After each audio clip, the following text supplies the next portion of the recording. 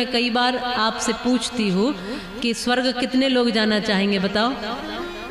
बोलो हाथ खड़ा करो जल्दी जल्दी, टिकट बन रही है अभी, टाइम है जल्दी। बहुत सारे लोग सोचते हैं कि हाँ। तो भोलेनाथ ने, अरे सुन लो, तुम उस बात को छोड़ दो, अभी की बात करो। उस समय टिकट नहीं बन रही थी, अभी बन रही है। तो अच्छा, हाथ खड़ा हम सब कर देते हैं कि हाँ हम स्वर्ग जाएंगे, लेकिन मथुरा तक भी जाने को बोलूँ ना तो सब यहीं रह जाएंगे। कह रहे नहीं नहीं देवी जी बाद में आएंगे, स्वर्ग तो बहुत दूर की बात है। बोलूँ कि चलो मथुरा वृंदावन चलते, तो एक आध ही कोई चल पाए, बाकी कहेंगे बहुत काम है, 7 दिन से लगे हैं इसी सेवा में, अब बाद में आएंगे। वैसा ही हुआ कि पार्वती जी और शिवजी में संवाद हो रहा था, तो शिवजी से पार्वती जी कहती हैं कि देखो भोलेनाथ, ये मृत्यु लोक में बेचारे बुजुर्ग लोग इतना दुख सह रहे हैं, क्यों नहीं इनको स्वर्ग लेकर आया जाए, स्वर्ग ले आओ इनको। भोलेनाथ कहते हैं देवी स्वर्ग तो ले आए, पर इनमें से आना कोई नहीं चाहता। बोले ठीक है, इन बुजुर्गों को तो ले आओ, ये तो बेचारे दुख भोग रहे हैं, इनको तो स्वर्ग ले आओ। बोले मैंने तो प्रयास कर लिया, मेरे से तो संभव नहीं हुआ, अब तुम देख लो। पार्वती जी कहती है भोले बाबा ऐसा कौन होगा जो स्वर्ग नहीं आना चाहेगा, बताओ। कहा तो देख लो ला करके। तो ये गई है माता पार्वती और एक बुजुर्ग से व्यक्ति के पास पहुंची। अब इसके पास पहुंच करके कहती हैं कि बाबा मैं पार्वती हूँ। ये तो बस नाम सुनते ही प्रणाम करने, रोने लगा कि मेरे तो भाग्य खुल गए, देवी प्रकट हो गई मेरे सामने। कहा कि प्रकट ही नहीं हुई हूँ, तुम्हें स्वर्ग ले जाने के लिए आई हूँ, चलो। इसने कहा कि ये तो मेरा भाग्य है, सौभाग्य है कि मुझे स्वयं माता पार्वती स्वर्ग ले जाने आई है, पर माता अभी मैं यहाँ बहुत काम का हूँ। अभी क्या काम के हो, डुमडुमी सी गर्दन हिलती है, अभी क्या काम के हो। माता पार्वती कहती अभी क्या काम के हो। बोले अभी आप जानती नहीं हो, बूढ़ा हो गया हूं ना, इस कारण रात भर खांसता हूं, और खांसते खांसते रात भर हो जाती है, चोर लुटेरे पास भी नहीं आते हैं।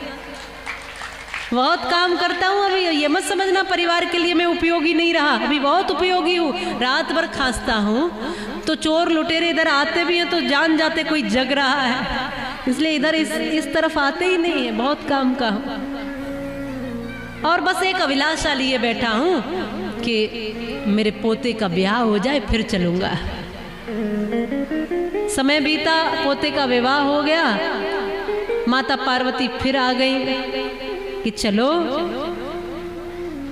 इसने कहा माता बस इसका एक बेटा और हो जाए ना, उसका मुंह देख जाओ, एक बस आखिरी अभिलाषा, इसका एक बेटा हो जाए, उसका मुंह देख जाओ, फिर चलूंगा निश्चिंत।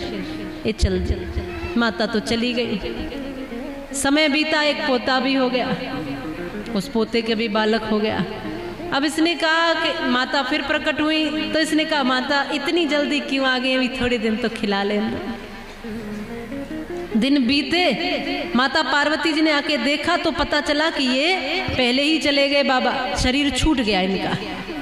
अब जब शरीर छूट गया, देखा कि कहाँ गया, इसकी आत्मा ने कहाँ प्रवेश किया, तो पता चला कि मोह तो था ही अपने इस परिवार में, तो इसी परिवार में बैल बनकर खेत में जुत रहा है। वही इच्छा थी ना कमाने की, बैल वाली स्थिति, आदमी भी उससे कम नहीं है, ऐसे ही लगा हुआ है, वही स्थिति है। बस वो ऐसे चलता अलग तरीके से, उसका आहार वगैरह दूसरा, नहीं तो इंसान और वो एक ही जैसे हो गए, बस ढो ही रहे, चल ही रहे। अब ये इसी घर में मोह फंसा है ना अपने ही नाती पोतों में, तो यहीं पर बैल बनकर जुत रहा है। माता पार्वती कहती हैं चलो अब तो चलो। इसने कहा कि अभी बहुत काम करना है, थोड़ा काम करने दो। देखा फिर इसका बैल का शरीर भी छूटा, तो इसकी आत्मा कुत्ते में प्रवेश कर गई। फिर माता पार्वती ने अवसर दिया। देखो जीवन में सबके सामने अवसर आते हैं, बस अवसर को पहचानना है। फिर कहा कि अब तो चलो। इसने कहा माता अब तो और भी काम का हूँ, ये सारे निकम्मे मेरे बालक संताने चले जाते हैं बाहर, और घर में इतनी संपत्ति इत्यादि है, इसका कोई ध्यान नहीं रखता, मैं कुत्ता बनकर पहरा दे रहा हूँ। फिर देखा कि ये कुत्ते का जो शरीर है वो भी छूट गया और इसकी आत्मा सांप में प्रवेश कर देती है। और सांप भी इसी घर में घुमड़ा रहा है। नाती पोतों ने देखा, डंडे ले लेकर आए और इसी के फन को कुचल रहे हैं। ये खून दे रहा है, ये तड़प रहा है, इसी के पोते इसको मारे दे रहे हैं। ये शरीर भी छूट गया देखते देखते। माता पार्वती ने देखा कि अब कहाँ गया, तो नाली के कीड़े के रूप में जहाँ गंदगी पड़ी होती है, मलमूत्र आदि, वहाँ इसकी आत्मा ने उस कीड़े के रूप में प्रवेश किया। कहाँ था? आदमी इंसान था, बैल बना, कुत्ता बना, सांप बना, नाली का कीड़ा तक बन गया। कहा देवी ने आकर, माता पार्वती कहती हैं अब तो चलो, इससे ज्यादा गंदगी तो नहीं होगी, मल मूत्र गंदगी में पड़े हुए हो, इससे बुरा हाल क्या होगा, अब तो चलो मैं स्वर्ग ले जाने आई हूँ।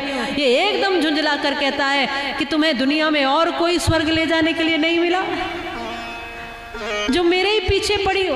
अरे मलमूत्र ही तो है और किसी और का थोड़े ही है, मेरे ही नाती पोतों का है, मुझे तो इसी में स्वर्ग दिखता है, मुझे कोई स्वर्ग नहीं जाना है। तो यथार्थ यही है कि जो लोग बोल रहे हैं ना कि हाँ हम स्वर्ग जाएंगे, जो सच में बोलते हैं कि हाँ हम ऐसा करेंगे, वो केवल हाथ ही खड़ा करते हैं, ऐसा कर नहीं पाते, मोह छोड़ नहीं पाते। अभी नाती है, पोता है, घर है, परिवार है, रिश्ते हैं, बच्चे हैं, ये है वो है, ये बस उलझे हैं। और कैसे उलझे? अपने ही कारण। मोह सकल व्याधिन कर मूला। छोटी सी जिंदगी है ये,